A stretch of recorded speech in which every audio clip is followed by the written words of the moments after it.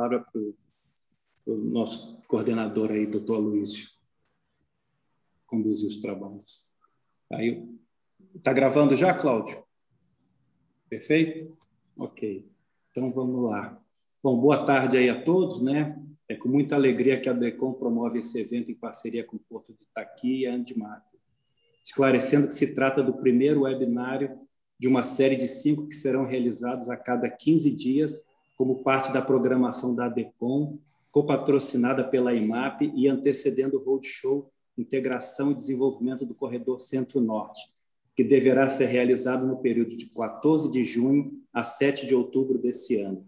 A inspiração para esse primeiro webinário decorreu da proximidade do leilão de arrendamento de áreas para a movimentação de granéis sólidos no Porto do Itaqui, em 9 de abril, despertando o interesse aí de diversos players. Procuramos trazer os atores que, nesse momento, podem agregar informações valiosas sobre o certame. O presidente Ted Lago, com tudo que envolve a logística e as facilidades do complexo do Itaqui. O Disney Barroca, profundo conhecedor de todo o processo, acompanhando desde as instruções iniciais, audiências públicas e tudo mais, né? Como já foi dito aí, o nosso amigo Bruno Pinheiro não vai poder participar com a gente, ele foi convocado aí de última hora pelo MINFRA, né? Mas o Disney já se prontificou a abordar também a parte de processo licitatório, né? E a gente tem certeza aí que o presidente Ted e o coordenador Disney vão cobrir todos os aspectos propostos aí na live, né? São profissionais muito qualificados, os quais a DECOM tem a honra, a DECOM e a Andimac tem a honra de ter como palestrante aí sobre a batuta do nosso moderador Aloysio Sobreira, os quais aí agradecemos a participação. Vale dizer que é notória a vocação do Porto de Itaqui para a movimentação de granéis sólidos e líquidos, mas, em especial, quando se fala na movimentação de combustível, o Porto apresenta-se com um diferencial logístico, que é a sinergia com o modal ferroviário, de tal forma a movimentar esses derivados em longas distâncias de forma econômica e ambientalmente amigável, tornando o complexo do Itaqui, que recebe majoritariamente essas cargas provenientes de Houston, imbatível na armazenagem e na distribuição nas áreas de influência do corredor Centro-Norte. Tá? Eu vou pedir a gentileza aos participantes, se possível, que nos enviem pelo chat os nomes e contatos, ou para que se inscrevam no nosso portal, para que a DECOM possa fazer posteriormente os agradecimentos e convidá-los para as demais ações, conforme falado aí no início, a série de eventos que nós temos. No mais, aí, desejar a todos um ótimo trabalho e uma tarde produtiva aí. Vou passar a palavra para o nosso moderador Aloysio, que é diretor da Mercochip, também nosso diretor de Relações Institucionais, entre outras importantes entidades que participam e representam. Doutor Aloysio, a palavra com o senhor aí para a condução dos trabalhos. Muito obrigado. Obrigado, Roland. Boa tarde a todos e a todas. Você já bem falou aí na sua introdução. Atualmente, na região Nordeste, o Porto do Itaqui e o Porto de Suape, eles são os principais polos concentradores da importação e da redistribuição de combustíveis. No caso do corredor Centro-Norte, é uma decorrência natural, é quase que uma derivada segunda, o aumento de consumo que vem ocorrendo em função da expansão agrícola que traz, na sequência, desde a máquina colhedora de soja, plantadora, tratores, fora a economia regional, que normalmente cresce em função disso. Essa peculiaridade que você se referiu, de ser bem servido por ferrovia, é uma condição que traz, já por si, uma vantagem, não apenas nisso, mas também uma vantagem ambiental, porque isso representa menores riscos. A gestão do presidente Ted, e eu já falo isso no sentido de buscar com que ele faça uma abordagem sobre isso, o mercado de movimentação de combustíveis ele cresceu excepcionalmente.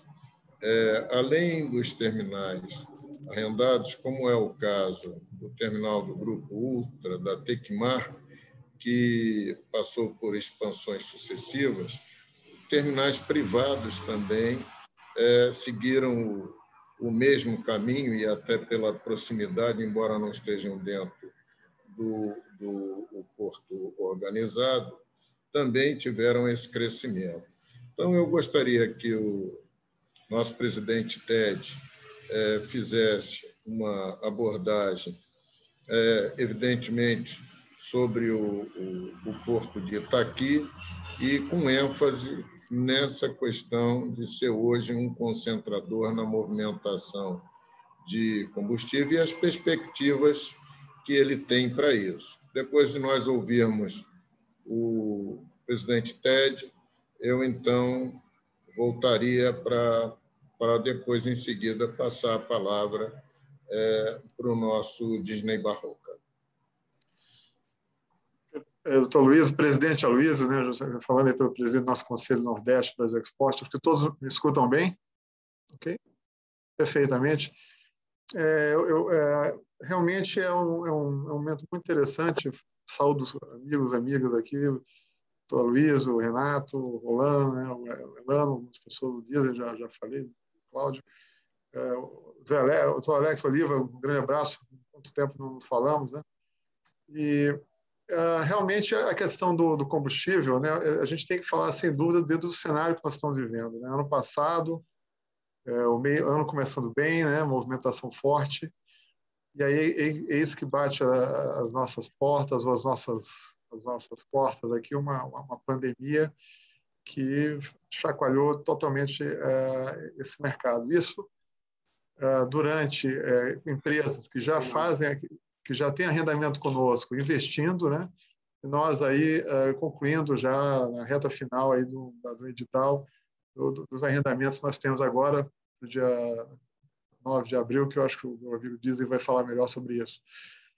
Então, foi uma incerteza, uma preocupação, né? E o que fizemos? Né? Tomamos as medidas necessárias para garantir a segurança das operações, com a certeza que nós não poderíamos, em hipótese alguma, parar o porto, né? E, claro, temos que preservar a vida das pessoas.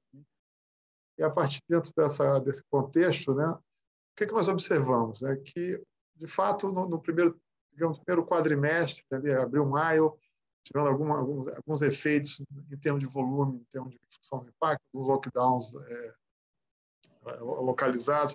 Eu, na verdade, doutor Luiz, eu tinha preparado 2 slides, porque eu tinha mais ou menos 10 a 15 minutos, né? Mas eu recebi uma mensagem que eu poderia mostrar mais algumas imagens. Eu acho que tem alguns colegas que não conhecem ainda o Porto, de maneira geral. Eu tenho uma outra apresentação que eu vou passar rapidamente para contextualizar quando a gente fala do Hub, por que a gente fala da questão regional do Porto de Itaqui. Eu acho que tem alguns colegas, as pessoas que estão conosco aqui, que não conhecem a questão da Interlândia. Então, eu vou me atentar aqui ao tempo, mas eu vou transitar entre 2 pequenas apresentações. Deixa eu só colocar aqui no compartilhamento. Eu quero que...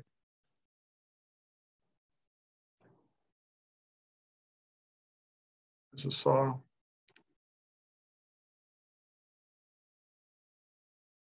Todos conseguem... Conseguem ver bem, né? Ok? Conseguem ver? Estou vendo bem, sim. Eu falo um pouco rapidamente aqui do Porto, né? Acho que nós temos uma visão até 2022, sendo referência em gestão portuária no Brasil. No primeiro ciclo aqui, nós somos o Porto delegado ao Estado do Maranhão, né? Uma gestão estadual. Iniciamos a gestão junto com o governador Flávio Dino em 2015. No primeiro ciclo de 4 anos, entre 15 e 18, fizemos buscar ser referência em gestão portuária pública no Brasil. E aí nós desafiamos a equipe a tirar o termo público, né, para a gente ter indicadores aí de resultado, desempenho, comparados também tanto a portos públicos e portos privados. Na questão da referência, cabem muitos esportes nesse espaço. Isso não é uma coisa que a gente busca estar só. Então, mas, de qualquer maneira, essa é a nossa visão aí até 2022. É um pouco da nossa localização, né, para onde nós movimentamos carga, de origem e destino, né? Nosso mercado forte, aí, no caso, a Ásia, para os grãos, importação de combustíveis, aí, como já foi falado, dos Estados Unidos, América do Norte, exportação de celulose na América do Norte também. O mercado da África cresceu muito nos últimos anos, principalmente com milho no segundo semestre, né? Europa também. E aqui um pouco da distribuição aí das nossas cargas, né? E, passando um pouquinho. Esse é um slide importante, né? Porque quando a gente fala desse projeto da ideia do Roadshow, é exatamente apresentar, né? Dar mais entendimento do que é o Porto do Itaqui para a nossa região, né? O Brasil Centro-Norte, do Arco Norte do país.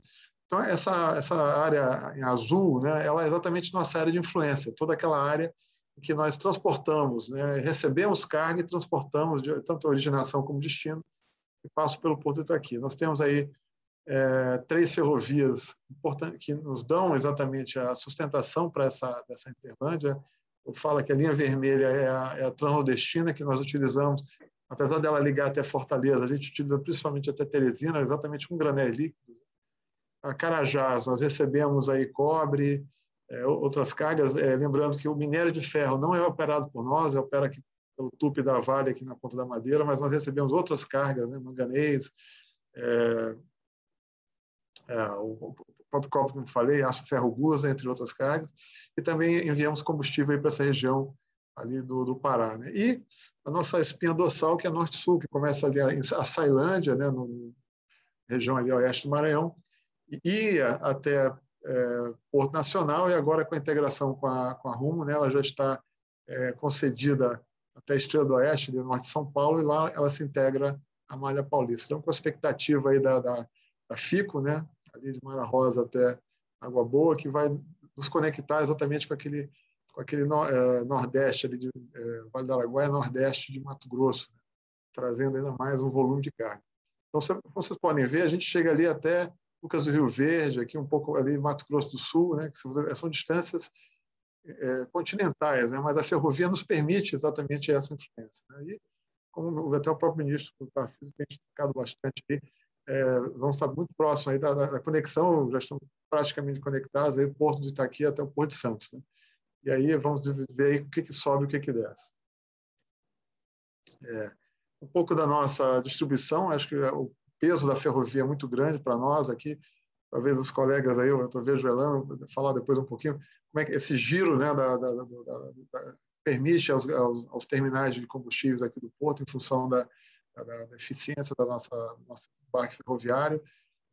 A rodovia tem um papel importante também. Aqui, as distâncias nossas aqui, até os principais mercados, nós atendemos através de ferrovia. Okay. Esse é o nosso complexo, né, 230 milhões de toneladas. Nele a gente inclui o terminal de uso privado da Vale, da Ponta da Madeira.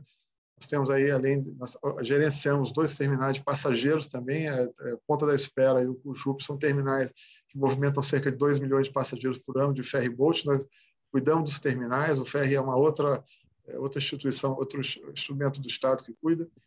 Aí nós temos aqui o Porto Itaqui, o terminal de São Jabamá, que é um terminal mais estava abandonado há muitos anos, fazendo a recuperação, mas para pequenas embarcações. O Porto Grande ainda estamos em debate com o Ministério do Transporte, também com o IBAMA, que era um pequeno terminal pesqueiro que existia aqui antigamente, que pode ser um dia utilizado para apoio logístico de embarcações aí. Então, temos o TUP da Ponta da Madeira, da Vale, e o terminal da Alumar, que recebe bauxita e exporta alumina, né? Então, esse volume aí, em torno de 230 milhões de reais. Eu acho que essa é uma coisa, esse volume já é 2020. Aqui um pouco do crescimento, né, da nossa movimentação. Nós superamos aí em 2020, chegamos a 25 milhões e 400 mil toneladas, né? Então, é um crescimento muito forte, o granéis sólidos acima de 63%, e mostra aí também um crescimento de quase 30% do granéis líquidos nesse período. A distribuição dos nossos terminais aqui na nossa poligonal, né? Temos 5 terminais de granéis sólidos, 5 terminais de granéis líquidos, né? Terminais base para container. Destaque para a nossa profundidade, né? Nós temos hoje 3 berços dedicados a granéis líquidos, e o mais profundo dele com 19 metros, isso na maré zero, né? Hoje, por acaso, ontem, né, nós tivemos uma maré de Cisígia que chega a 7,20 metros, né? Então, de variação de maré, né? Então, nós estamos considerando aí realmente que é bom por um lado, mas acaba tendo alguns desafios operacionais, porque nós operamos com janelas em função da grande variação das marés, assim, da amplitude de marés aqui do nosso porto, né? Então, aqui um pouco da questão de grãos, né? Nós aí, no final, agora em 2020, chegamos arredondando entre 19 a 20 milhões com as duas fases do Tegran, e além disso, nós temos o terminal também da VLI. Então, esse aí é um pouco da nossa infraestrutura de grãos. Nós temos também aqui a parte de granéis líquidos, né? Os terminais aqui mostrados, esse maior da Petrobras, temos aí a Odfjell, temos a Ipiranga, temos também a Ultracargo, já está com uma expansão. Eu vou falar um pouquinho mais desse. Vamos me permitir agora, eu vou sair dessa apresentação e voltar exatamente na uma que eu tenho aqui sobre arrendamentos. Com licença, aqui, só vou mudar aqui um minutinho, por favor.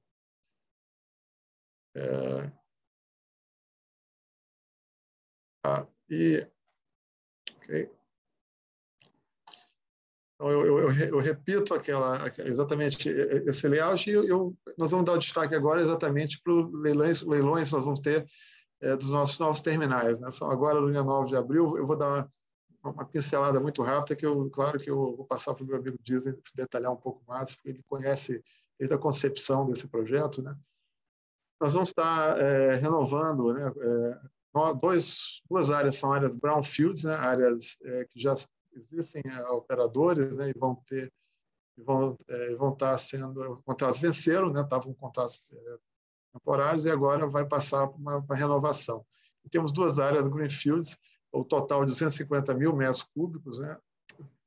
De capacidade de tancagem, de uma área de 125 mil metros quadrados, investimentos de quase 500 milhões de reais e aproximadamente um adicional de 4 milhões, quase 5 milhões de toneladas. Hoje, nós temos, ou de metros cúbicos, né? Nós temos hoje a capacidade em torno de 14 a 15 bilhões de toneladas de granéis líquidos, né? Então, esses terminais eles vêm exatamente atender essa capacidade, ou seja, nós temos hoje a capacidade de infraestrutura em função de 3 berços que nós temos dedicados e estamos agora com a expansão.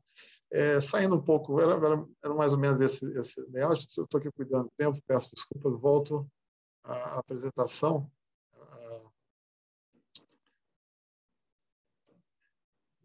Fechar aqui só um segundinho. Ok, então, hoje então, temos esse hub regional, né? Nós atendemos, como falei, a região do Pará, Tocantins, atendemos também o Piauí. Temos, ele é um tripé, a gente vê o crescimento dessa movimentação, mesmo crises e com a questão da pandemia, muito em função do grão, né? Nós temos grãos, fertilizantes e combustíveis, e a gente vê esse acompanhamento, esse crescimento que tem acontecido, né? Nós estamos fechando agora o trimestre, que eu peguei recentemente, um crescimento de cerca de 16% na movimentação de granéis líquidos no período, ou seja, mesmo durante essa pandemia que nós achávamos que o pior tinha passado lá para o final de novembro, dezembro, mas nós estamos sentindo aí uma recuperação forte e já com previsão aí para o mês de abril de cerca de 1 milhão, passamos de 1 milhão, 1 milhão e 200 mil toneladas movimentadas. Nós temos alguns tipos de 3 tipos de movimentação principais de granéis. A primeira é aquela carga que desembarca, que ela vai para os nossos terminais e de lá ela é distribuída. Nós temos o que nós chamamos de entreposto, né, navios de grande porte. Hoje nós estamos com um navio de 135 mil toneladas atracados aqui no porto, né? Então, ele transborda para navios relativamente menores, eles atendem a região amazônica, as capitais, e tem também a nacionalização de combustível. O navio ele atraca no Itaqui, ele nacionaliza a carga e segue nacionalizada para os outros mercados aqui, como fosse uma cabotagem, digamos assim, né? Então, a expectativa que nós temos aí para os leilões é muito positiva. Nós tivemos visita de grupos interessados, grandes grupos também nacionais, empresas que já atuam aqui, já conhecem nosso mercado também, mostrando bastante interesse. Então, como eu já falei, até o doutor Sobreira conhece, eu não quero falar em otimismo, mas eu quero falar de um realismo esperançoso, né, citando o nosso querido Ariano Suassuna, um nordestino importante aqui das artes da literatura. Eu vejo muito com isso, né? Nós estamos vendo que mesmo dentro de um quadro extremamente complicado, triste, né, em função das vidas perdidas, a infraestrutura brasileira ela tem ainda uma capacidade de gerar uma atração importante, entendendo que, com o andar da criação da vacina, né, o controle, né, dessa pandemia, a gente tem um cenário nos próximos 2, 3 anos bem positivo. Então, essa é a nossa leitura e nos dá um certo ânimo, né, para irmos aí nessas licitações próximas, aumentando, assim, digamos, a importância do Itaqui e consolidando, digamos, a nossa importância nesse cenário de combustível. Eu vou parar por aqui, eu devolvo a palavra, só vou tentar aqui tirar aqui a minha compartilhamento de tela. Então, doutor Luiz, eu devolvo a palavra para o senhor. Tá bom. Bem, doutor Ted, a expectativa era exatamente essa. O senhor, como bem colocou aí, deu ideia de ter a grandeza do Porto do Itaqui e o futuro próximo que espera a partir desses novos arrendamentos. Eu vou passar direto para que o Disney faça. Eu acho que você trouxe a apresentação, Disney? O doutor Disney vai fazer uma abordagem não apenas em cima de volumes, mas também do processo em si dos arrendamentos e também as expectativas do MINFRA e da Secretaria.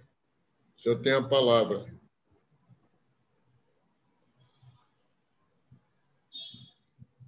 Obrigado, doutor Aloysio. Boa tarde a todos. Boa tarde, Ted e demais participantes. Vocês estão vendo a minha apresentação, né? Sim. Beleza, que eu não estou enxergando vocês, agora estou enxergando só ela também. Inicialmente, né, eu queria parabenizar a ADECOM pela iniciativa, né, de promover esse encontro aqui para discutir um porto tão interessante, né, como é o porto do Itaqui, e assim, num momento bem bacana, né? A gente está aí há 2 semanas de um importante leilão aí no porto do Itaqui, áreas, inclusive, que foram provocadas, né, pelo próprio TED, que foi quem tomou efetivamente a iniciativa da modelagem desses terminais e doação aqui para a Secretaria Nacional de Portos, acho que em meados de 2019, né? Esses leilões, claro, tiveram algumas particularidades que acabaram alongando um pouco o cronograma, acho que não vem muito ao caso da gente discutir aqui, e a ideia, né, dentro do que eu trouxe, é trazer um pouco dessa visão do programa de arrendamentos portuários, né, que está acontecendo na Secretaria como um todo, desde 2015, que veio se intensificando aí a partir de 2019, né, trazer um pouco para a realidade ali do Porto de Itaqui. Acho que a gente tem umas expectativas, umas perspectivas muito boas, especificamente para esse leilão, mas principalmente olhar para o futuro, né? O que a gente tem ainda para entregar agora durante o ano de 2021 e o ano de 2022, e confesso que eu tenho expectativa também boa para as perguntas, né? Licitação portuária, ele não é um tema tão de ciências exatas assim, né? A gente tem diversas discussões que são bastante interessantes, né, e que, pela forma como os stakeholders do próprio setor portuário se comportam, acabam sempre sendo muito enriquecedoras para o processo como um todo. Uma vez dito isso, né, falando aqui rapidamente sobre a política pública setorial vigente hoje, né, no que se refere ao setor portuário, então existe hoje uma preocupação muito forte no incentivo à competição entre terminais públicos e privados. E já na primeira fala, assim, da apresentação, já é um tema que comporta aí diversas visões conflitantes, inclusive, no próprio setor privado, né? Então, se vocês forem observar, para as pessoas que acompanham um pouco mais de perto as nossas licitações, é lugar comum a gente receber não sei se dá para chamar de crítica, né, mas receber algum apontamento sobre a preocupação da gente estar trabalhando ali alguns terminais em cima de ambientes, né, que já estariam bem atendidos por essa carga. E falando um pouco por mim, e falando também pelo Bruno, né, que estaria conosco hoje, o Bruno Pinheiro, nosso querido presidente lá da CPLA, desde o início já um dos temas mais complicados que tem para tratar no processo licitatório, em função dos próprios conflitos de interesse, né, entre os diversos agentes, e também a nossa assimetria de informação. O Tarcísio, ele costuma dizer, não sei se ele diz hoje, mas ele costumava dizer bastante no passado, que com esse boom que a gente está conseguindo dar no segmento de infraestrutura no Brasil, começou a surgir em vários cantos, né, os especialistas em infraestrutura.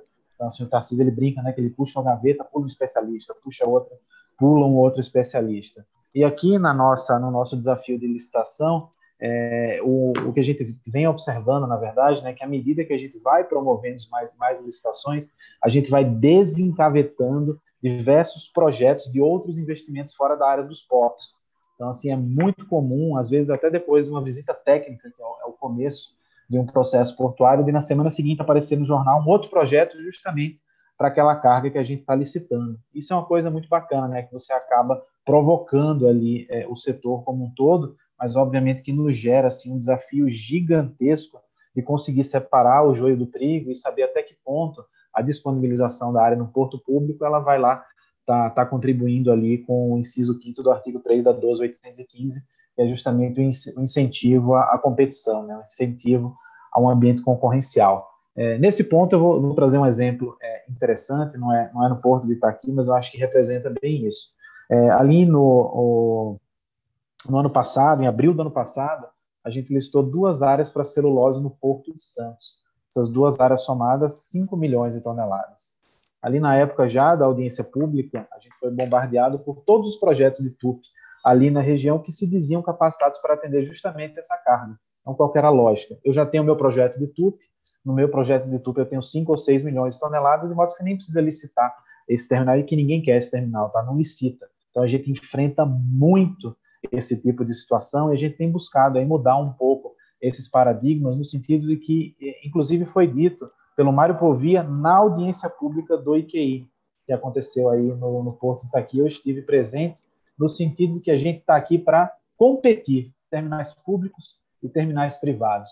A gente conhece, principalmente nós, né, que acompanhamos de perto o setor portuário, as conclusões ali do TCU no que se refere às assimetrias entre os portos públicos e os portos privados, mas é importante que a gente seja muito pragmático em relação a isso, porque eu acho que nenhum de nós pode imaginar, né, que o porto público ele não tem seu charme. Então, numa situação como a situação do Porto de Santos, por exemplo, ao mesmo momento que eu tinha terminais privados dizendo não licite essa área, eu tinha um mercado dizendo licite porque eu prefiro estar no porto público.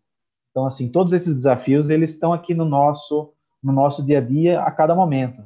Hoje o Bruno não pôde estar aqui e hoje, por exemplo, a gente está respondendo às impugnações dos leilões de Itaqui, do dia 9/4, estamos discutindo esse tema. Hoje, pouco antes desse encontro, né, desse tempo que eu reservei para estar com vocês, eu estava respondendo o TCU sobre alguns outros processos nossos de arrendamento que estão lá por um tema dessa natureza. Então, assim, é um desafio muito grande aqui, nosso, né, do poder concedente, conseguir fazer esse incentivo dentro da medida certa. Eu acho que muito desse resultado ele vem sendo alcançado, a gente vai ver um pouco mais para frente da apresentação. Seguindo aqui, né, nas diretrizes, diminuição na assimetria regulatória entre terminais arrendados e terminais autorizados. Esse é um tema que está muito afeto ao nosso trabalho do dia a dia também. Mais uma vez, trazendo aqui uma fala do Bruno, né, dentro dessa lógica, que é a gente observar um pouco como é que tem evoluído os modelos contratuais e metodológicos das nossas licitações, justamente para diminuir essa assimetria. Vou citar um exemplo, que eu acho que é um dos exemplos que eu considero um dos mais importantes desse processo de melhoria, que são as evoluções que ocorreram dentro dos contratos portuários no que se refere à movimentação mínima exigida. A gente está hoje licitando os terminais do Itaqui e para os consultores, assim como o Aloysio ou algum outro que pode estar nos assistindo hoje, eles vão observar de forma muito clara qual que é o tamanho da MMA hoje. Observando os terminais Itaqui, os terminais já listados no ano passado, etc., você vê aí que a gente tem listado terminais com MME de 50%. Ou seja, a gente licita um terminal, obriga contratualmente o camarada só a movimentar metade da sua capacidade, e quando você olha de contratos de apenas 4 ou 5 anos atrás, essa obrigação era de até 95%. Terminais de granéis líquidos de Miramar, o próprio VDC 12 lá em Vila do Conde, que o Elano está aqui conosco, não vai me deixar mentir, ele sabe que a obrigação contratual dele é muito mais puxada, e a gente vem realmente modernizando os nossos contratos na tentativa de diminuir essa assimetria e fazer com que as nossas licitações continuem sendo concorridas e competitivas. A gente vai ver, ao longo dessa minha fala de hoje, que a gente já realizou 37 licitações. A média da quantidade de propostas dessas 37 licitações foi de 2,3. Então, significa que, no mínimo, 2 interessados a gente tem para cada área. E aqui é óbvio que a gente vai focar um pouco no terminal de granéis líquidos, né, no segmento de granéis líquidos, você encontra aí leilões com até 4 interessados para esses terminais. Então, assim, dentro do incentivo à competição que a gente comentou anteriormente e da diminuição da assimetria, o MMF é só um exemplo, posso citar vários outros de melhoria nesse sentido. A gente vê que o nosso shopping, Porto Público é o nosso shopping, ele já tem estacionamento, ele já tem segurança, ele já está com ligação de energia de água, de luz, ele tem sim o seu charme. Eu acho que é obrigação nossa, enquanto gestores públicos, o TED também, enquanto presidente de uma autoridade portuária, valorizar cada vez mais o ativo que a gente tem. Porto Público, ele é muito valioso. O TUP é uma realidade no Brasil. Hoje a gente sabe que nós temos 37 portos públicos e 240 portos autorizados, mas a gente também sabe que o investidor ele faz muito bem essa conta no momento que vale a pena ele ir para o TUP, fechado mais em cadeia verticalizada, obviamente, do que ele vir para as opções no Porto Público, que hoje são oferecidos de forma bastante tempestiva. Mais uma vez, o Aloysio, lá na parte de perguntas e respostas, pode trazer um pouco da experiência de prazo do MAC 14, que eu acho que vai exemplificar bem essa melhoria no tempo de resposta da Secretaria. Seguindo aqui, né, mesma questão aí da atratividade de investimentos dos portos públicos, com aquele material do TCU que vocês conhecem muito bem. É um material que a gente tem usado bastante de apoio, tá, para melhorar as nossas matrizes contratuais, flexibilizar a nossa matriz de risco, fazer um melhor compartilhamento de risco, flexibilizar prazos de implantação pré-operacionais. Então, vocês vão encontrar diversas melhorias efetuadas ao longo desse processo, e é interessante que seja dito, que talvez nem todos entendam a forma, né, como é que a gente pode, de forma compartilhada, democrática, incentivar essas melhorias, é a participação pública nos nossos processos. 90% das melhorias que a gente realiza vem de contribuições de audiência pública. Mais uma vez, aproveitando aqui a brilhante presença do Aloysio, ele também pode exemplificar alguns bons resultados que foram alcançados lá em Maceió, por exemplo, com diversas melhorias alcançadas justamente pela participação dos interessados nas audiências. Por fim, aqui, esse é um tema bastante recente, né? A gente tem ali que a gente que estamos chamando, né, de mini reforma portuária, que foi a 14.047. Eu, pessoalmente, acho essa uma das vitórias mais inacreditáveis agora dos últimos 2 anos do setor portuário, uma vez que todos nós conhecemos, né, quais que são as dificuldades, né, de se fazer uma reforma efetiva e aprovação de uma nova lei. A 14.047, ela vem aí de uma discussão que durou talvez 1 ano, né? Então é um tempo assim muito significativo, e começou a dar mais oportunidades justamente para quê? Para a gente ter mais condição no porto público de dar opções céleres e razoáveis para o setor privado.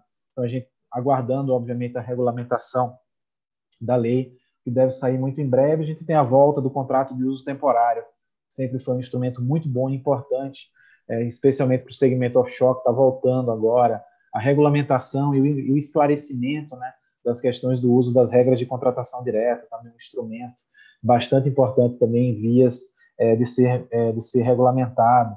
Está vindo também a flexibilização do prazo entre o edital e o leilão, efetivamente. Hoje, por peso do decreto, a gente usa obrigatoriamente 100 dias, que é óbvio que é um prazo que não se aplica a todas as demandas de acordo com a sua complexidade.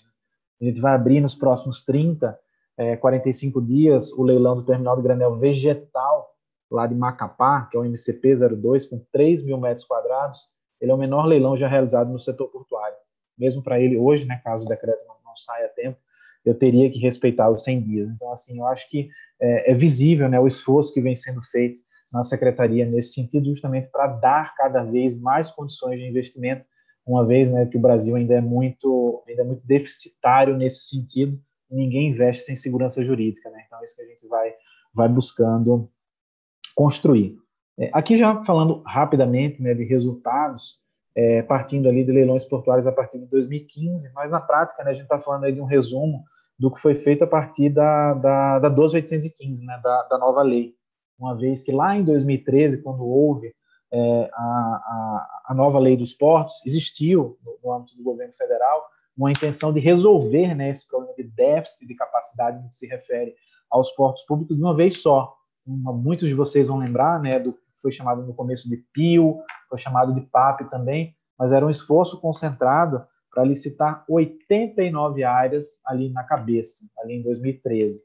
Primeiro, para dar, né, essas alternativas, de certa forma também para arrecadar recursos, né, para reduzir o déficit primário da União, mas foi um esforço que acabou não logrando êxito por vários motivos, né? Não é uma crítica, obviamente, que aconteceu lá na época, uma vez que muito do que se aprendeu lá em 2013 é o que vem sendo aplicado hoje, então, de certa forma, o nosso sucesso atual ele deriva do aprendizado desse momento inicial, mas tem um dado interessante, porque quando você pensa Disney, lá em 2013 vocês queriam listar 89 áreas. O que é 89 áreas? Basicamente, 89 áreas era um retrato do setor portuário nacional do que era necessário ser feito no que se refere à regularização contratual, ou seja, aqueles contratos vencidos que estavam operando no regime de contratos de transição, logo não permitiam novos investimentos, as liminares judiciais, né, que de certa forma se confundem com o contrato de transição, e as áreas Greenfield para atender demandas crescentes aí do setor produtivo, como foi o caso do EQI 18, celulose no Porto de Itaqui, e diversos outros. Então, quando a gente olha 89 lá em 2013, a gente começa a ver um pouco dos resultados que foram alcançados. Daqueles 89, a gente já fez 37 leilões. E a gente vai ver um pouco mais na frente, né, que desses 37 leilões, 17 foram de derivados de petróleo, 14 foram de combustíveis líquidos. Então, houve, de fato, um foco muito grande para esse segmento, que era um dos segmentos que mais concentravam esses contratos precários e alguns greenfields, logicamente. Então, vamos lá, beleza, dos 89 você já fez 37 mais ou menos, mas você precisa fazer mais coisa. Onde é que está o resto? Depois eu vou voltar, tá, para vocês verem com mais calma, mas o resto está aqui, ó, porque quando a gente vê, já fizemos 37, em 2021 estão previstas 23 licitações. Alguém pode dizer, porra, Disney, você fez 37 em 5 anos, em um ano tu vai fazer 23, isso não está certo. Na verdade, está. A gente vê aí em cima dos status, né, que eles já estão em fase bastante avançada, né, os 5 leilões que a gente vai realizar no dia 9/4, incluindo 4 em Itaqui, editais próximos do que eu citei, né, o menor terminal do setor portuário, que é o MCP-02, o MUC-01, que também foi liberado agora recentemente, e todos esses que estão em análise no TCU estão prestes a sair, grande maioria já com as instruções preliminares emitidas. E ali são os outros que estão como aguardando envio do TCU, são basicamente as audiências públicas que a gente encerra até a primeira semana da semana que vem. Então, você enxerga aí claramente, né, que dentro desses 23 existe uma factabilidade. É possível realmente fazê-las agora esse ano. E eu chamo a atenção para mais uma coisa interessante que está no meio desses terminais. Você vê ali o terminal de número 12, né, na lista ali, TG03, terminal pequenininho, 22 mil metros quadrados, 46 milhões de investimento. O que é esse terminal aí? É o primeiro estudo simplificado que a gente vai conseguir licitar. O estudo simplificado foi regulamentado ano passado, né, acho que em agosto de 2020, e com ele, que tem suas características específicas, né, basicamente terminais com contratos de até 10 anos de receita ordinária bruta de 330 milhões de reais. Com esse tipo de terminal, a nossa expectativa é que a gente consiga fazer licitações em 4 meses. 4 meses que a gente vai conseguir fazer efetivamente com essa outorga. Então, vamos lá. Lá no passado, em 2013, de 13 a 15, não conseguimos fazer nada. A partir de 15 começou a andar, prazo médio 28 meses. Agora a gente já está em 2021, prazo médio que a gente faz licitação, 13 meses. 13 meses é o prazo atual, tá, gente? É um prazo menor do que o prazo para implantação até a assinatura do contrato de adesão de um TUP, né, falando da parte do contrato de adesão em si. E finalizando aí com um contrato simplificado, que a gente realmente conseguiria fazer entre 4 e 6 meses. Além do TG, tem outros, né, dentro desse universo, mas todos muito provavelmente vão alcançar esses números. Voltando aqui um pouco para trazer alguns números gerais, para chamar a atenção de alguns outros pontos. Né? Como eu comentei, de 15 a 20, dos 37 licitações realizadas, 17 foram de derivados, que são justamente esses aqui. Ó. que foram as licitações realizadas lá em Miramar e Vila do Conde. Lá foi um monte, foi 5 terminais de granéis líquidos e 3 terminais de GLP.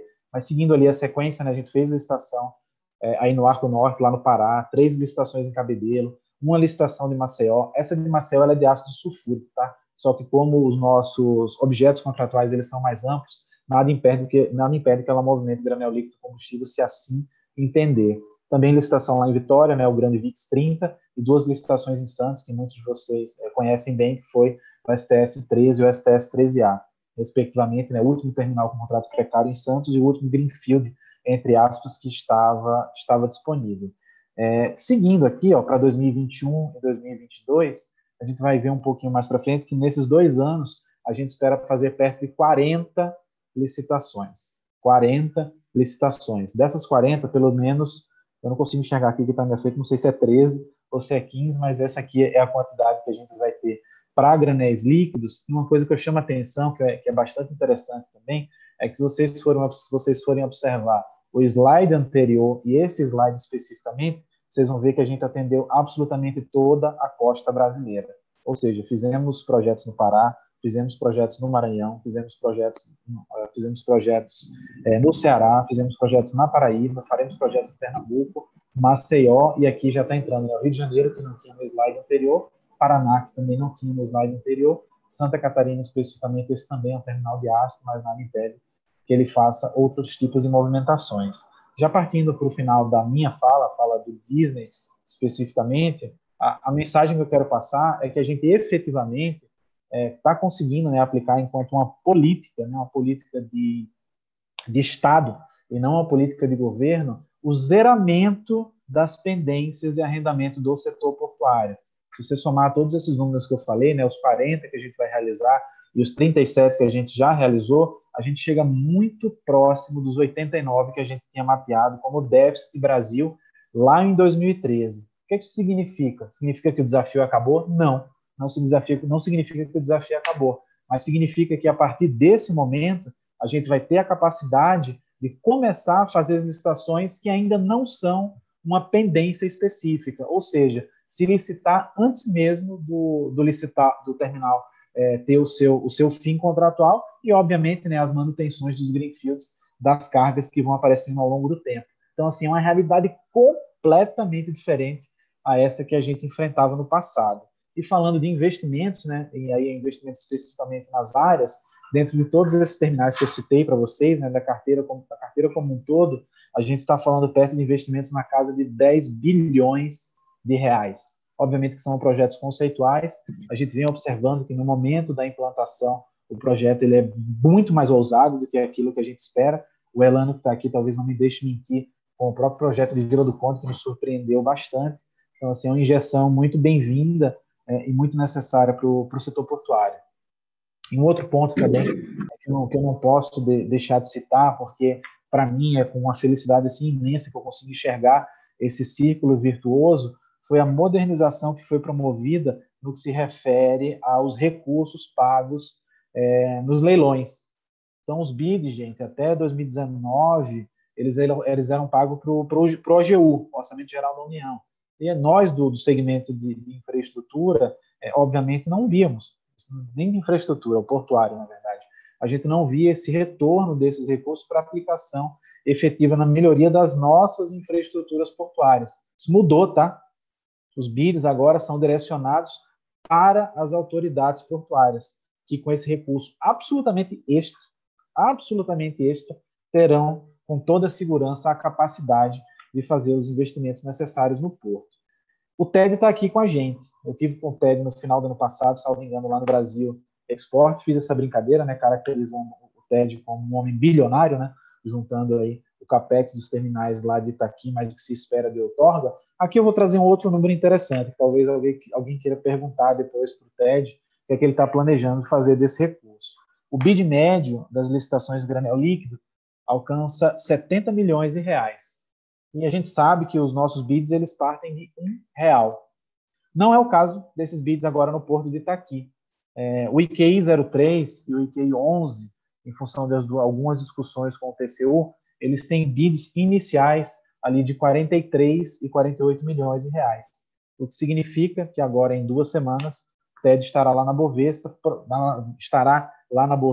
provavelmente, em cima dos levantamentos que a gente já vem fazendo, tá, do ambiente concorrencial desse leilão, com um cheque de 91 milhões de reais na mão. São 91 milhões de reais na veia, são 91 milhões de reais que eu não tenho dúvida nenhuma que o Porto do Itaqui, bem administrado como é, vai converter em infraestrutura portuária em benefício de todos os usuários do Porto, né? Então, assim, essa é a mensagem que eu queria deixar aqui para vocês, e dizer, esse processo não é fácil, é muito complicado identificar o que é certo e o que é errado nas modelagens financeiras, mas a gente só vem alcançando essa modernização e essas melhorias com a participação ativa de todos vocês. Eu deixei aqui, né, o que a gente está prevendo para 2021, que são as nossas 23 queridas licitações, mas 2022 a gente também tem um ano bastante movimentado. 60% dessas áreas a gente já está com os estudos em andamento, como vocês estão vendo, estudos em elaboração. Então, essa é a contribuição que a gente espera dar para o setor portuário, é a contribuição que a gente espera dar para cada uma das autoridades portuárias, mas em especial, é a contribuição que a gente espera dar para cada um dos entes, né, da iniciativa privada, que terão ali as suas cargas atendidas e possibilitando aí com que o Brasil reduza cada vez mais os seus custos logísticos. Acho que eu me alonguei um pouquinho na fala, não falei tanto das falas do Bruno, tá? Vou tentar refletir elas um pouco mais aí nas perguntas, caso elas venham, que é para não tomar muito, né, não cansar muito vocês, e um pouquinho mais para frente explicar um pouco essas interações aí no que se refere à construção dessas licitações que são feitas aí a 5 mãos, né? FL, Secretaria Nacional de Portos, ANTAC, autoridades portuárias e, por favor, não esqueçam, os entes privados que participam de todas as etapas desse processo. Obrigado, Luiz. Desculpa se passei um pouco do meu tempo. Não passou não, nós é que agradecemos a você, foi bastante transparente. Como vocês estão em algum momento, eu sou testemunha, não tanto pela idade, mas pela permanência, no setor e na atividade, vendo muita coisa. Da fala do TED à sua, a gente vê de forma muito prazerosa que são 2 jovens, mas 2 jovens experientes. Eu já falei isso com o Diogo Piloni, que o fato de serem novos, mas passaram pelo menos 10 anos vendo o que está aí, um pouco menos o TED, mas com muito mais intensidade na ponta, vocês na área de planejamento, na área de propostas e tudo. E foi um desafio muito grande. Pegaram uma nova legislação, um novo marco regulatório que privilegiou, na época, né, 2.815, os terminais privados, e foi importante, sem entrar no mérito. É claro que existe realmente algumas diferenças entre o terminal privado e o terminal arrendado, que é privado também, ou seja, a transferência para iniciativa privada ela vem acontecendo de uma forma intensa e num caminho árduo. E eu diria árduo também do lado do Ministério, ou seja, o Ministério, essa equipe que está aí, eu falei antes, mas também dessa própria equipe, o próprio ministro Tarcísio na PPI, muita coisa do que está aí houve uma continuidade, né? É o que a gente quer para o país, que hajam políticas de Estado e não política de governo. E quando a gente olha o arcabouço legal, a gente olha a má compreensão que teve com 9.048, que foi advindo de um grupo de trabalho.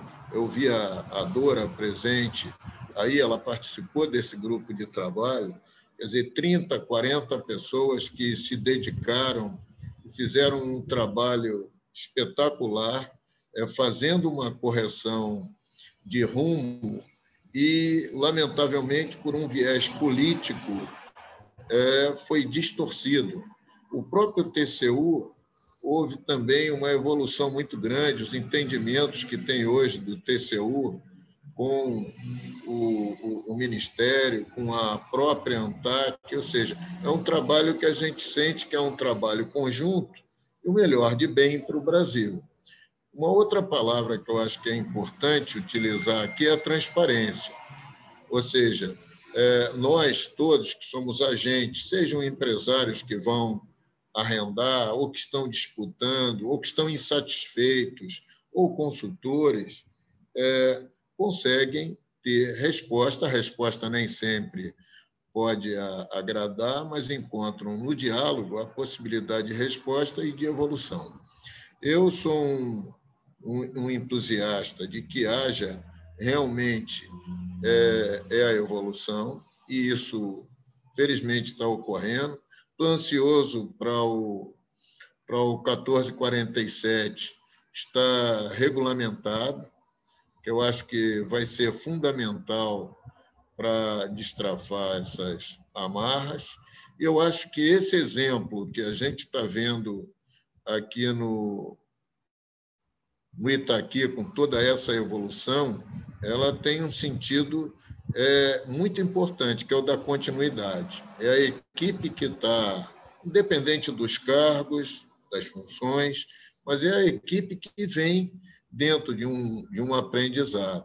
E eu acho que o desafio é o que acontecerá depois, já que temos aí 2, 3 anos de arrendamentos. Eu acho que o mercado vai se ajeitar ainda mais. Vai haver um processo aí de fusão, incorporação.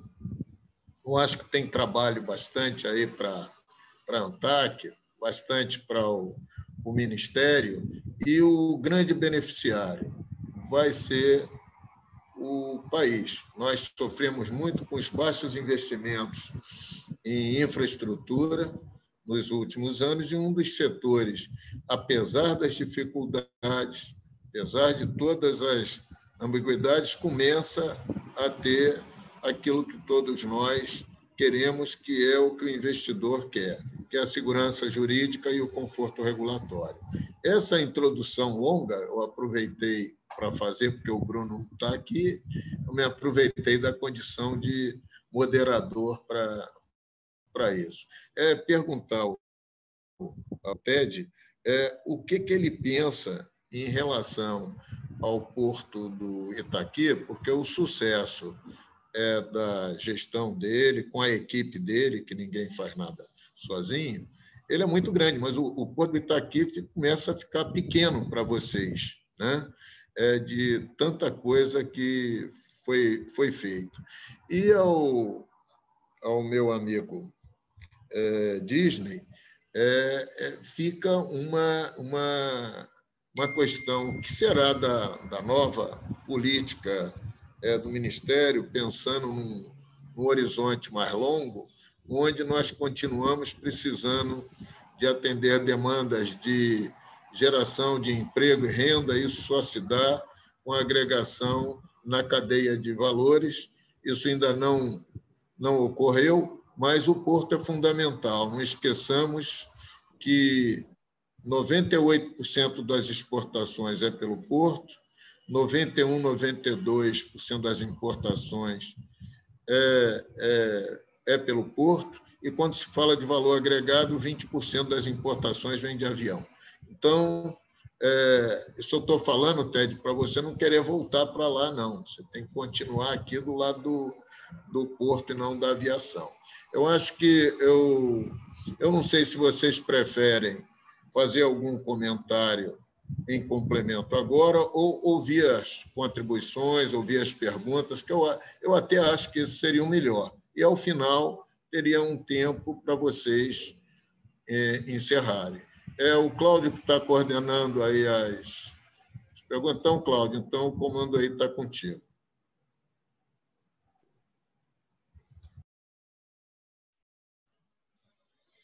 Estamos abertos aí às perguntas.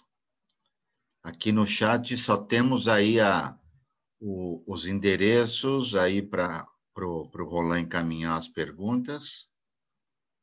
Não recebi perguntas pelo chat.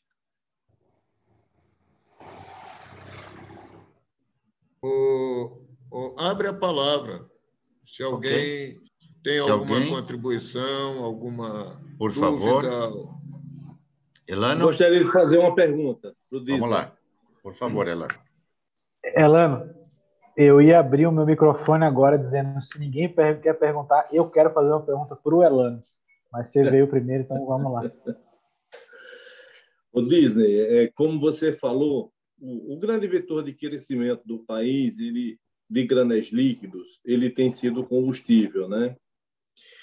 E a gente bem sabe que o setor de combustível ele é afetado por vários aspectos. O dólar interfere, o valor do barril de petróleo interfere, o posicionamento da Petrobras com relação à paridade de preço internacional interfere, e você tem um outro ponto, o comportamento da Petrobras, ele interfere, né? Então, veja bem, como você mostrou, o Brasil ele tem feito grandes investimentos na área de granéis líquidos, tá certo? Nos últimos anos, e, no entanto, nós estamos aí, pelo menos há 6 meses, 5 meses, que você não tem um trade no Brasil fazendo importação de combustível, tá certo? Ou seja, todos os importadores de combustível eles foram embora do país por questões que a gente conhece, que são publicadas aí diariamente, né? Questões de interferência na Petrobras, gestão da Petrobras, paridade de preço internacional, por vários motivos. E o investimento em infraestrutura ele tem um payback longo, ele é um payback de muitos anos. Então, você imagina que você faz um investimento lá em 2016 e com a expectativa de uma movimentação X de combustível e, no entanto, os importadores vão embora, né? Hoje, você conta na mão a quantidade de navio que está chegando importado, né? Então, assim, você tem uma queda enorme na importação de derivados, e hoje você olha para o mercado, ninguém tem uma visão além de 30 ou 60 dias, né? Aí você imagina você fazer um investimento com payback de 15, 20 anos, né? Como é que o Ministério... Aí vai a pergunta, né? Dado todo esse cenário, como é que o Ministério de Infraestrutura está se preparando para essas questões todas, né? A gente estamos aí com a pandemia e mais todas essas questões aí que nós falamos. Elano, excelente a tua pergunta, e ela era muito similar com a provocação que eu ia te fazer para o mesmo assunto, né? Lá no começo, quando a gente começou a priorizar as licitações de granel líquido e deu bastante gás, o ambiente ele era bastante diferente, né? Eu acho que ainda não existia, né, os papos, ou pelo menos a consolidação dos papos do desinvestimento. A maioria das áreas licitadas eram basicamente áreas brownfield, né? E do ponto de vista de previsibilidade, ela ajuda um pouco, mas eu confesso para você que a gente também está bastante preocupado, em especial aí no último ano, em função das incertezas desse segmento. Hoje, óbvio que você é um grande especialista nesse assunto, eu sou um mero generalista, mas assim, eu tenho uma noção, né? Eu acho que isso que é importante para a gente, enquanto gestor público, é ter a noção do quão indefinido esses cenários estão. Uma vez que alguém seria capaz de responder qual será a futura estratégia das empresas para os ativos desinvestidos da Petrobras? Eles vão refinar? Eles vão usar como tancagem? E o que fica de refinaria lá no sudeste da Petrobras? Ele vai continuar atuando no Nordeste ou vai centrar a sua atuação no centro do Brasil? Então, assim, essas perguntas a gente tem se feito bastante, Elana. E eu te confesso que a gente vem buscando, dentro das próprias modelagens ali, né, tentar incluir ali alguns parâmetros mitigadores nesse processo, mas ainda estamos muito longe do sucesso dessa atuação. PAR 50 é um exemplo que você conhece muitíssimo bem. O que é que vai ser do PAR 50?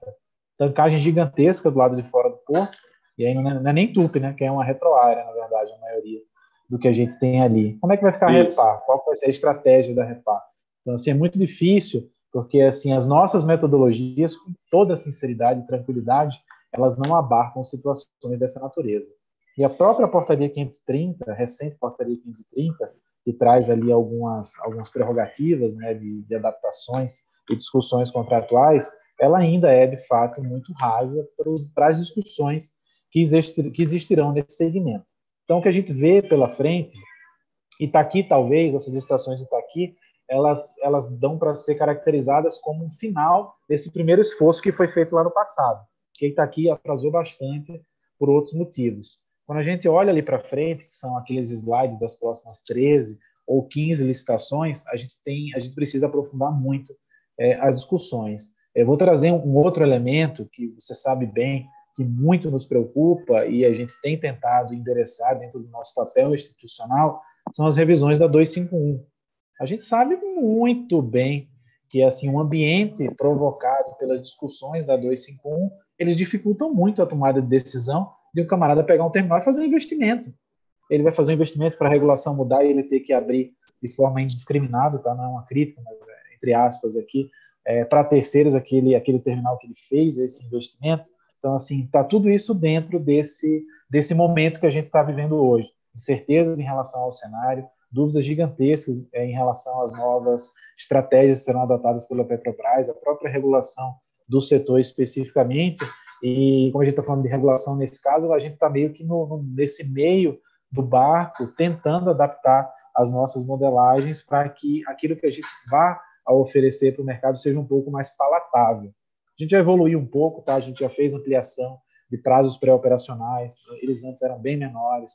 A gente já fez uma flexibilização muito grande no que se refere às obrigações contratuais derivadas da movimentação mínima exigida. A gente também já está excluindo desses contratos novos, os novos todos, né? Dos passados tem alguns, as obrigações relacionadas à prancha. Mas eu sei, Elano, que tudo isso que a gente vem fazendo ainda não é suficiente para dar as garantias que o setor precisaria para realizar os investimentos na velocidade que a gente espera. Não sei se em algum momento a gente vai conseguir equalizar, porque muitas coisas estão um pouco fora da nossa alçada, né? Todo terminal que a gente licita com o risco de mercado, né? O risco de mercado ele faz parte desse processo, hoje ele é apenas parcialmente compartilhado, mas eu sei que não é fácil. Pode ter certeza que para cada leilão que a gente vai com frio na barriga, tá? A gente vai para os Leões de Santos com frio na barriga. Hoje, uma notícia para vocês, especificamente do setor, mas hoje o TCU ele concluiu as análises do terminal da Transpetro em Santos. É um terminal para 11 milhões de toneladas ano. A gente está agora pronto para listar. Eu preciso só fazer uma nota para poder caminhar para frente. Como é que vai ser a licitação desse terminal? Não faço a menor ideia, justamente por causa desses pontos aí que você levantou. Você vê, então, 11 milhões de toneladas e você não tem ferrovia e a Lemoa completamente congestionado, né? Ali a gente pode discutir um pouco os berços ali, na verdade, né? Que assim, os terminais da Lemoa, o perfil deles é de escoamento da refinaria, né? Então, assim, a nossa expectativa é que o camarada que entrar, se houver algum camarada que vai entrar, ele só pode se apoiar na movimentação da refinaria, uma vez que via varejo ele não tem condições de fazer um escoamento de exportação sem ferrovia, especificamente nesse terminal. Mas mesmo com as expectativas relacionadas à refinaria, falando de uma movimentação dutoviária de 11 milhões de toneladas, a gente ainda toca esse terminal assim com um cuidado extremo. Assim, a gente está com essa licitação, deve fazer uns 14 meses, mais ou menos, que a gente está discutindo o STS 08, mas discutindo diariamente, e também aquelas discussões que você conhece bem, né? Uma vez que para esse terminal, a gente faz isso em diversos outros terminais, né? O PAR 50 também está vindo com essa tocada, a gente está promovendo ali a implantação de 2 novos berços ali, que na nossa expectativa não vão resolver, tá? Mas vão ajudar um pouco a situação já tão espremida ali das filas da Lemoa. Sei que não responde a tua pergunta, mas te digo com muita sinceridade. Eu não respondo porque é uma pergunta que eu acho que não existe resposta ainda hoje, tá? Então, a gente tem tentado, vem conversando bastante. Não sei se a gente vai chegar ao ponto ótimo, né, de endereçar esses assuntos, mas a gente vai fazer um esforço muito grande e principalmente, Elano, repito, não é uma crítica, tá? Mas principalmente com o acompanhamento aí da regulação da ANP dentro desse processo. A gente entende. Eu posso dizer que a gente entende, sem falsa modéstia, que a gente entende o que é que faz uma modelagem ficar atrativa ou não, rentável ou não, segura ou não. E a gente está bastante preocupado aí com as discussões da 251, que a gente corre o risco de esvaziar os leilões. É isso Obrigado. mesmo, porque o risco é muito alto. O risco é muito alto. A 251 traz um risco muito alto para o setor. Obrigado, Disney. Obrigado. Uma pergunta agora para o Ted Lago, senhor Hernani Muraro. Ted, EMAP vem organizando para movimentações ship-to-ship, inclusive possibilidades de offshore e monoboia. As recentes publicações de Oil and Gas na região costeira do Maranhão e Pará são objeto de avaliação de novos mercados pelo Porto? Boa tarde, Hernani. Realmente excelente pergunta. Nós estamos concluindo agora um estudo exatamente de operação ship-to-ship, né, de transbordo, navios conectados no mesmo berço, e exatamente para entender a modelagem, a questão hidrodinâmica e também a solução, né, através de dragagem para um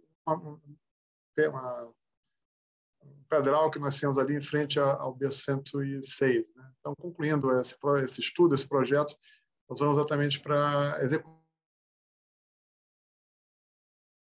né, da retirada dessa pedra permitida. Nós fizemos experiências, porque, na verdade, você acaba ganhando um berço adicional. Né? Você, só para um entendimento de quem não é diretamente do setor, você tem um navio atracado aqui no berço, né?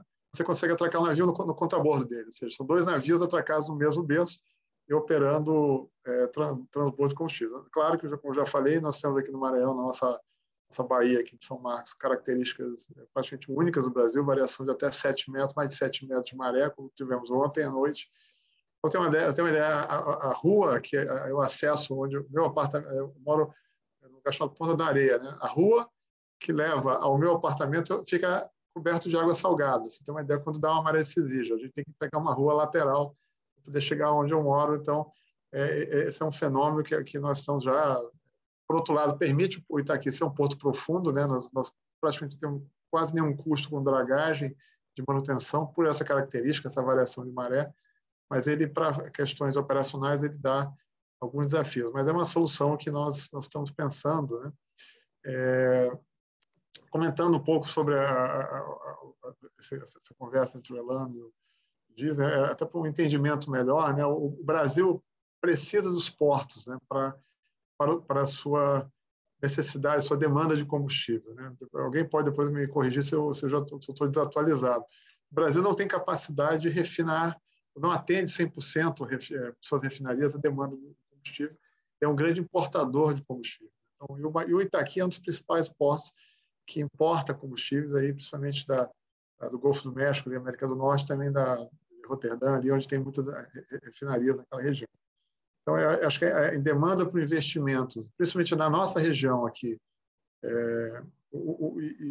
exatamente para atender a demanda do mercado. Eu gosto muito de frisar, o porto ele não é em si uma atividade, nós somos o elo de uma cadeia logística. Né? Então, como a questão da governança, do modelo de gestão que nós implantamos aqui, é entender que nós não somos a parte mais importante, nós temos que facilitar, dar condições para que os colegas do Tocantins, do Goiás, do Mato Grosso, possam fazer os seus investimentos nas suas áreas e que, se eles demandarem portos, eles têm uma infraestrutura competitiva, com produtividade, que possa gerar um custo competitivo para eles. Então, isso nós falamos de grãos, nós falamos agora fertilizantes, né? Nós começamos a operação do mais moderno terminal de fertilizantes da América Latina, agora em janeiro, começou a operação, a 3 milhões e meio de toneladas, ou seja, a logística ela está se desconcentrando de Porto Sul-Sudeste para atender a região do Arco Norte e priorizando agora exatamente os portos da região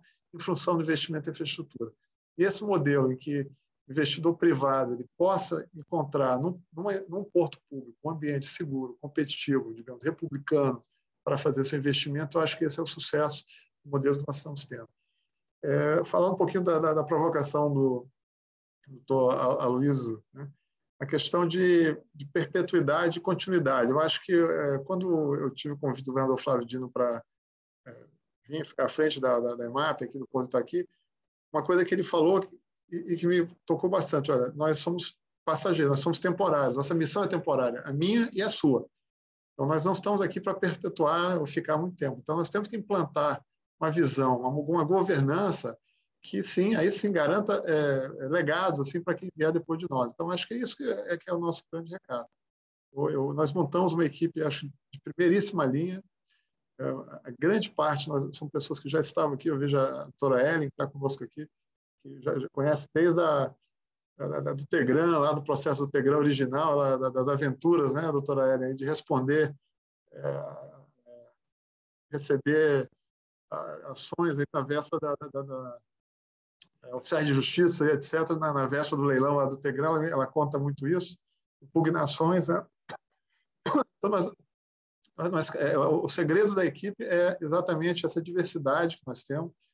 A equipe que nós encontramos aqui já entendeu a nossa visão, é nosso modelo de governança, e a ideia é que, quando essa gestão acabar, tem prazo para acabar, no meu caso, né?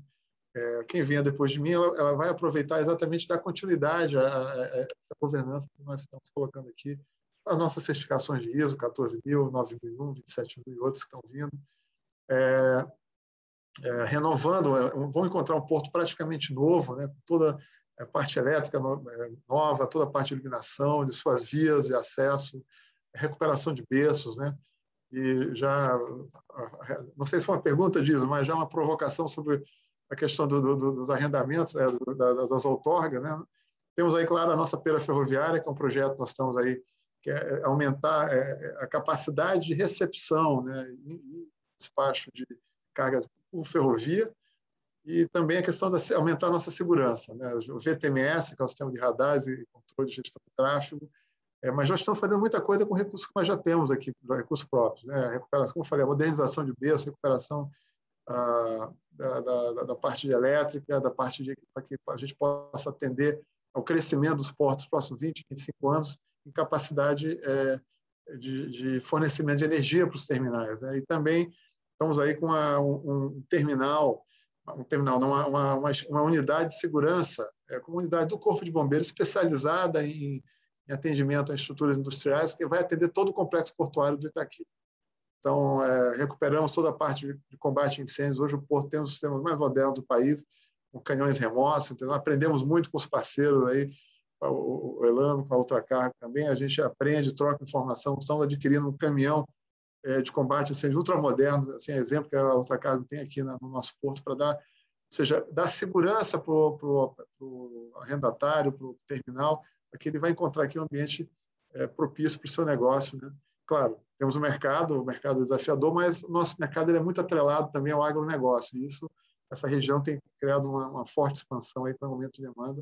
Eu acho que nós temos aí bons números aí para a região e para o Porto aqui nos próximos anos. Ok. Mais uma pergunta aqui do Hernani, que está pedindo desculpas, está sem o microfone, acho que é a praia atrás dele, o vento, desculpe a brincadeira. Disney, qual a receptividade visualizada pelo MINFRA sobre o lançamento de 4 leilões de tanques simultâneos? Há sensibilidade de sobreoferta? Por exemplo, 2 leilões, posteriormente mais 2, poderiam trazer maiores retornos de ágio? Segunda pergunta, pela integração logística do Itaqui com Ferrovia Norte e Sul, a EMAP torna-se concorrente efetivo de terminais no Sudoeste para abastecimento de granéis líquidos para o Nordeste e Centro-Oeste? Obrigado, Cláudio. Obrigado, Hernani. Essa pergunta 2 é mais para o Elano do que para mim. Dá para responder também. A tua pergunta 1 ela é muito boa, porque pelo seguinte, isso aí não é só para os de Itaqui, não, tá? Qual que é a metodologia aplicada quando a gente vai licitar um terminal? Por que a gente licita terminal? Por que a gente inventa isso? Qual terminal licitar primeiro? Qual terminal a gente licita depois? Como é que funciona essa análise de mercado? Em cada VTEA que a gente produz lá junto à EPL para licitar um terminal, tem um capítulo especializado que chama Seção B, Estudo de Mercado. E dentro dessa Seção B, há uma análise específica que chama demanda macro. O que é a demanda macro? ele analisa o crescimento daquela carga específica, inicialmente com dados do Plano Mestre, né, que é o nosso instrumento de planejamento setorial, e nos últimos tempos utilizando várias outras ferramentas, como levantamentos da EPE, especificamente no segmento de granel líquido, e projeta o CAGR, ou seja, o crescimento dessa carga para os próximos X anos. Então, vamos supor que a gente faça para 35 anos. Então, a gente vai saber, beleza, caso o CAGR dessa carga seja 1,5% de crescimento ao ano, em 35 anos, aquela região ali ela vai ter o potencial de capturar uma demanda X. Essa análise ela é realizada. Uma vez encontrada a demanda macro, ao longo prazo, a gente analisa a estrutura existente. A gente pensa, beleza, tá aqui já tem terminal. Já tem. Tá aqui tem um monte de retroárea. Tem retroárea também. Tá aqui tem TUP na região. Tem também. A gente soma naquela fotografia todas as capacidades desses terminais instaladas e que possam vir a ser instaladas, caso haja algum documento, alguma autorização para ampliação de carga, como foi até os casos dos terminais aí especificamente em Itaqui, e identifica qual que é o déficit para o atendimento dessa carga. A gente chega a uma conclusão. Lá, se você ler com cuidado a seção B, você vai chegar exatamente a essa conclusão que diz o seguinte: a estrutura atual, considerando as ampliações conhecidas hoje, eles deixam um déficit futuro para esse terminal no tamanho X. E os terminais são encaixados exatamente dentro desse tamanho. Itaqui foi quem nos provocou dizendo, a gente acha que aqui cabe 4 terminais. 2 brownfields, entre aspas, né, uma vez que os bens não são reversíveis, e 2 greenfields. Caso, lá na demanda macro, a gente não conseguisse encaixar um greenfield, ele sequer seria licitado. Então, isso responde de forma absolutamente a tua pergunta. A sensibilidade de sobreoferta, Hernani, a coisa mais comum é nós da Secretaria dos Portos visitarmos os portos e não licitarmos terminais, justamente por causa dessa análise. Ou seja, existem diversos casos onde a gente identifica que a estrutura atual, com as suas previsões de crescimento, atendem a essa demanda. Nesses casos, a gente não licita o terminal. É uma opção nossa, tá? A gente pode licitar terminal, isso não é uma regra que nos impede de ofertar um terminal a mais para o mercado. Mas a gente tem esse cuidado enquanto porto público. Hernani, você não pode esquecer que lá fora do porto público, o investidor pode chegar para o poder concedente e dizer: eu quero implantar esse terminal. Eu sei que tem sobreoferta, mas eu vou me fazer eficiente e vou tomar essa carga. Esse terminal ele é autorizado. Então a gente tem que ter muito isso em mente, que me preocupa muito nessas discussões entre projetos privados e projetos públicos, a gente deixar de beneficiar o TED, que vai participar da licitação, vai ganhar o ágio e vai ganhar um contrato que pode ser prorrogado por 70 anos com uma grande previsibilidade financeira para a EMAP. A gente tem que ser muito responsável nesse sentido. Um outro ponto que eu queria aproveitar a tua excelente pergunta é que o setor portuário é dinâmico. Ele não é um setor do dia a dia, obviamente, que envolve grandes volumes, eles têm muitos projetos. Então, a gente precisa, em algum momento, fechar o nosso estudo, senão a gente nunca licita absolutamente nada. Então, os casos de Itaqui, a data base desse estudo, eu vou errar, tá? Mas se eu errar em um mês ou 2, ela é alguma coisa como setembro de 2019. Se surgir uma autorização de um TUP, uma autorização da ANP, de alguma tancagem de retroárea em fevereiro de 2020, eu não tenho, Hernando, como pegar os meus estudos e recolher para passar outro 12 meses moendo com ele, não. Nesse caso, eu vou ofertar para o mercado, sim, essas áreas. Aí o próprio mercado, que é responsável, ninguém investe dinheiro sem retorno razoável, é que vai dizer se aquele terminal ele é interessante ou não. Das 37 licitações que eu citei para vocês, 3 deram vazias. Terminal de celulose, de cavaco, na verdade, do Macapá, terminal de veículos de Paranaguá, terminal de celulose de Paranaguá. Desses 3 que deram vazios, 2 a gente relicitou, remodelando a partir dos inputs do próprio mercado, e eles foram relicitados com sucesso.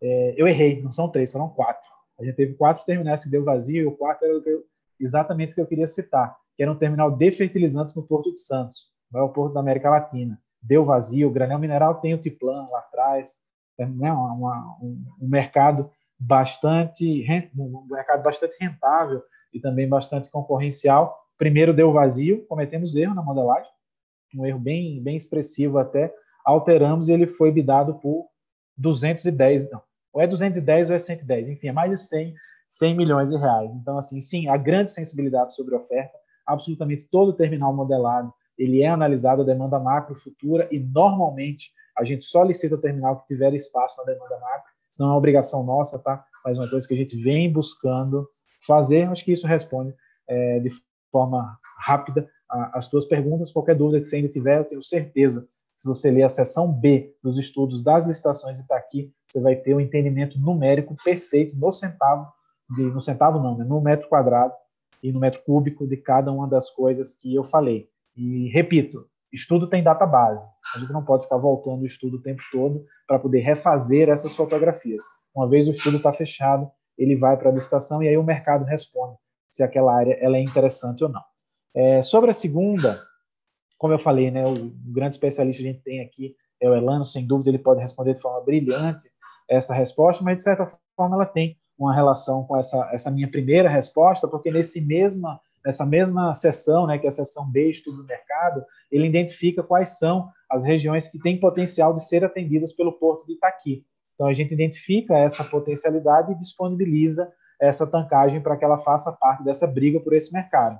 Itaqui vai brigar com Santos, vai brigar com outros terminais, falando como um todo, né, das cargas, especialmente granel vegetal, né, que a gente enxerga essa briga muito mais perto. E quem que ganha com isso?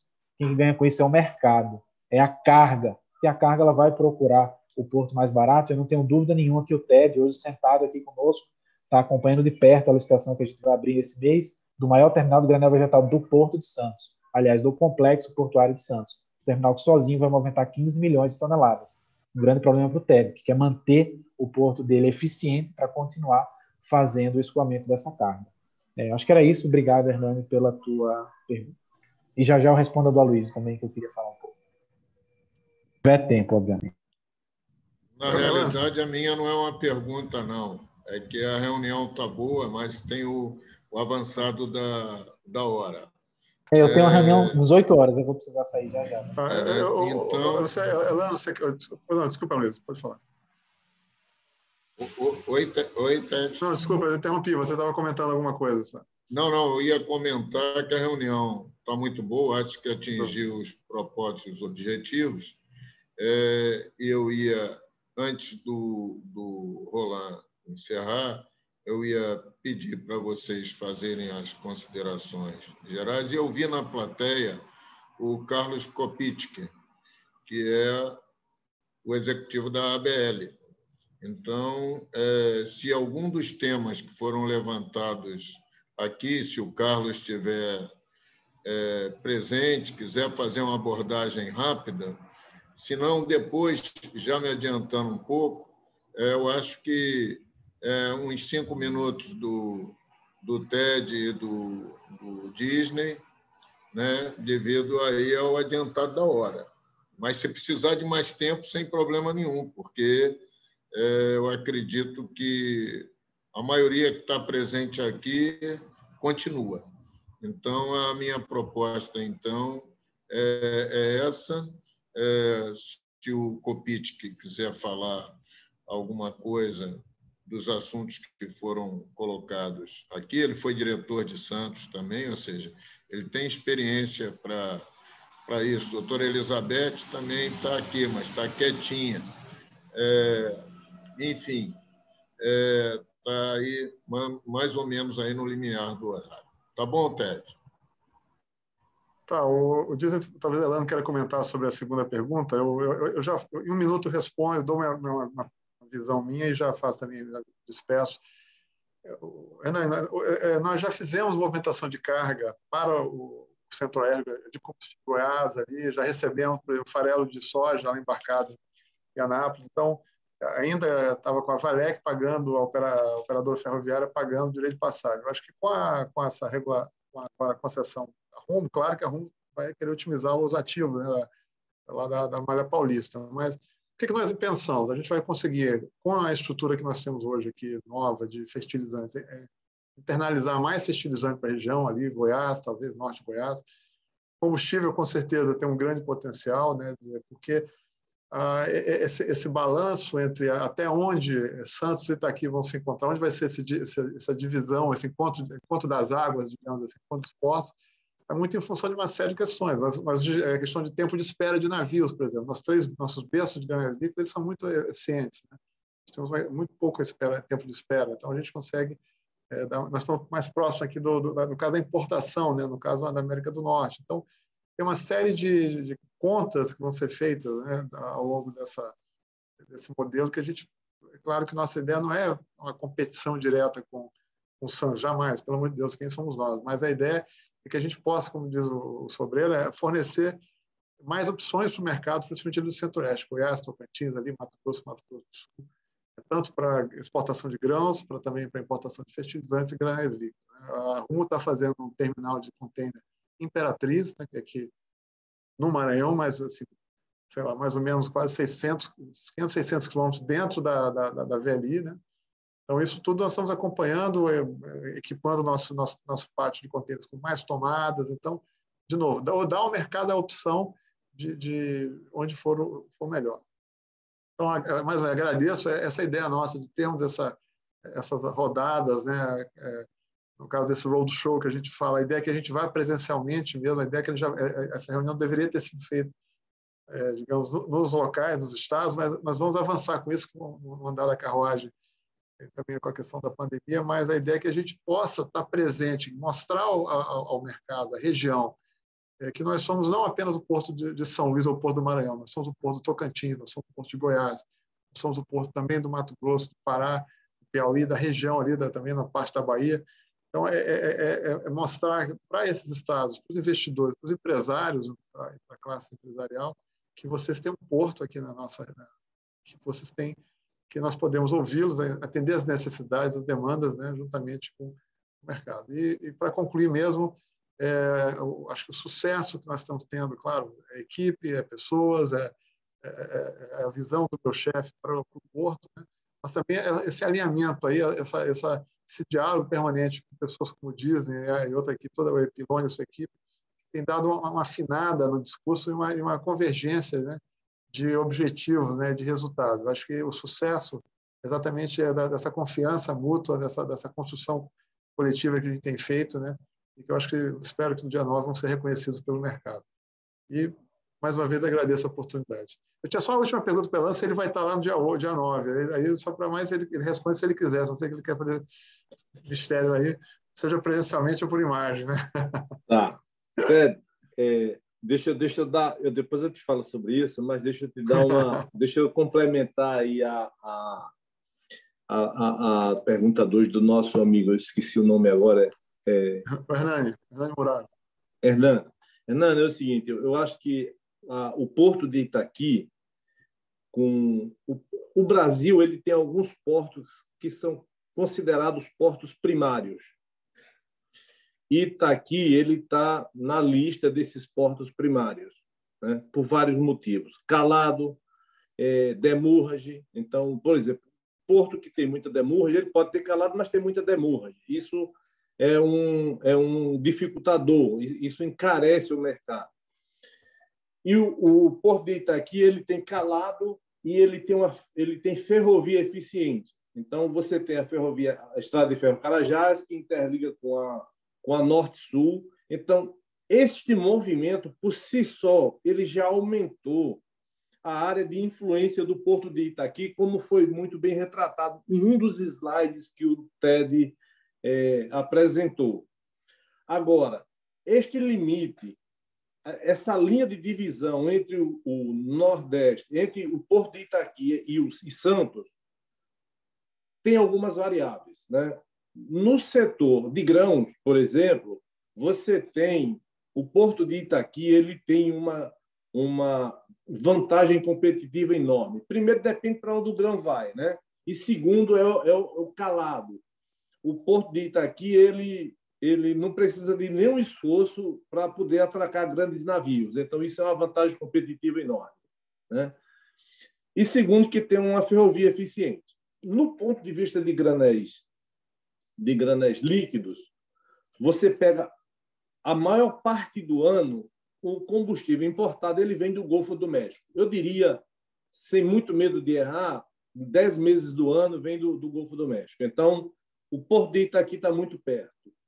E também tem uma outra variável importante, que é o preço do combustível que é dado pela refinaria de Paulínia. Então, a refinaria de Paulínia, ela interfere nisso.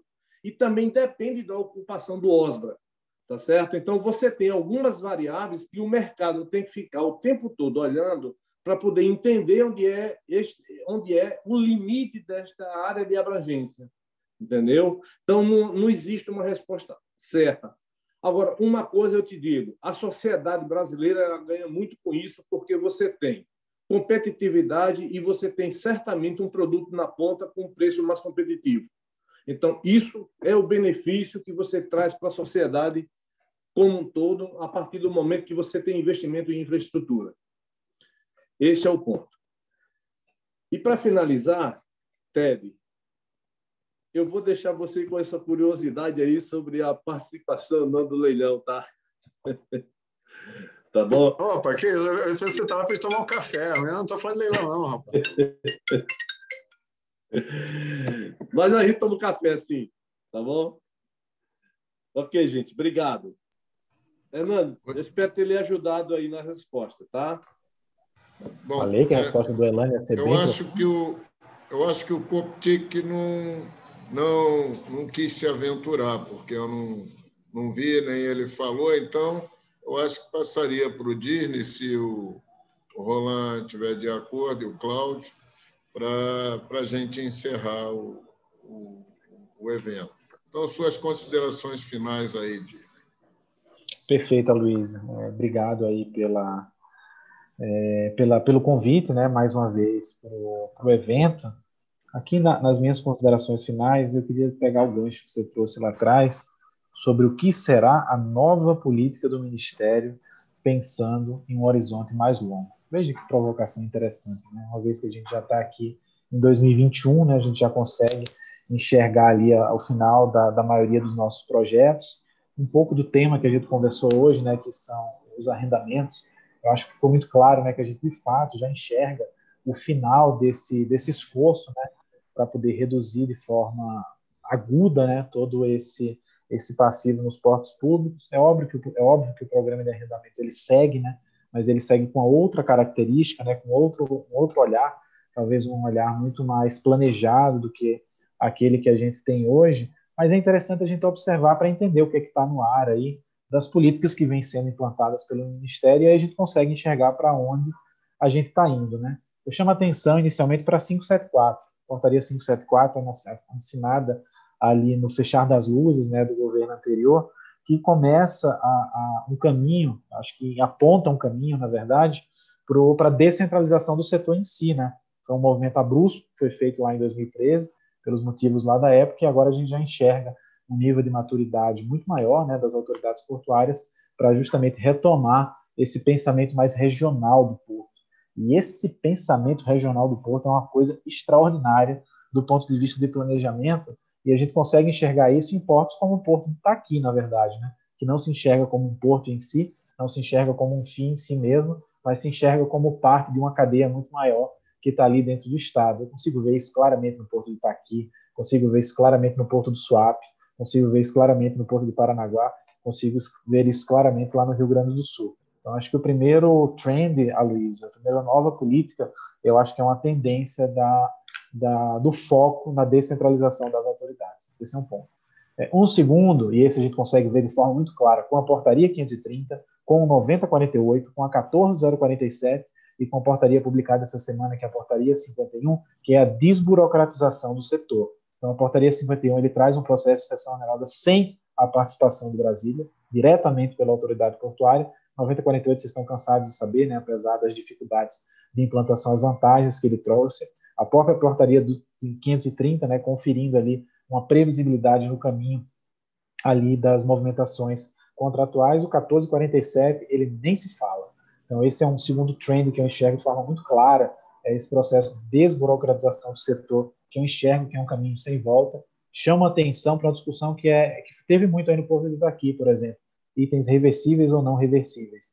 Esse é um caminho de discussão que a gente tende a desburocratizar de forma muito grande, uma vez que, ao considerar tudo como não reversível, não se fala em reequilíbrio financeiro e se fala em aplicação e investimento com autorização imediata, obviamente para onde couber esse processo. Então, esse também é um trend que a gente identifica, e o outro aí eu quero puxar um pouco puxar um pouco para o meu lado, que é o que a gente tem hoje ainda de projetos estruturantes no setor no que se refere a outorgas. No arrendamento, a gente já está finalizando um trabalho que foi muito bem feito, e não é um trabalho de agora, é um trabalho conjunto que foi construído ao longo de quase os últimos 10 anos, e agora a gente precisa olhar para frente de outros temas no setor portuário, nos portos, que ainda trazem uma preocupação muito grande. E eu, pessoalmente, acho que o grande tema do futuro, na verdade, é a dragagem, né? Hoje a gente tem a dragagem vinculada ou a recursos específicos das autoridades portuárias que têm uma certa dificuldade, seja orçamentária ou seja de aplicação, uma vinculação prevista em lei do Programa Nacional de Dragagem 2, né, o PND 2, que teria a obrigação de fazer essas aplicações através do Orçamento Geral da União. E aí, quando a gente olha para frente, eu fico extremamente preocupado, porque o acesso ao aquaviário do porto é um dos principais pontos que vai definir a eficiência dele. E para que o porto ele seja eficiente e previsível, ele tem que estar sempre nos trinques.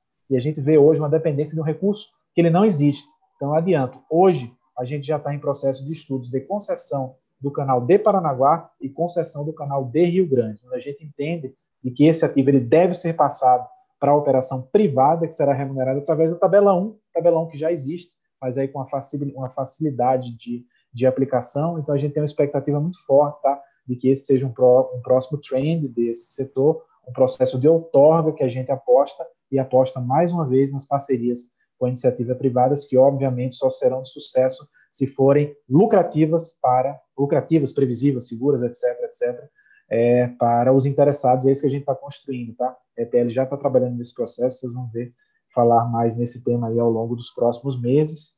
E eu tinha um outro recado para passar, mas eu esqueci, já estou me alongando demais. Então, obrigado, gente, pelo convite, obrigado, Luiz, obrigado, Ted, por estar comigo hoje respondendo essas excelentes perguntas.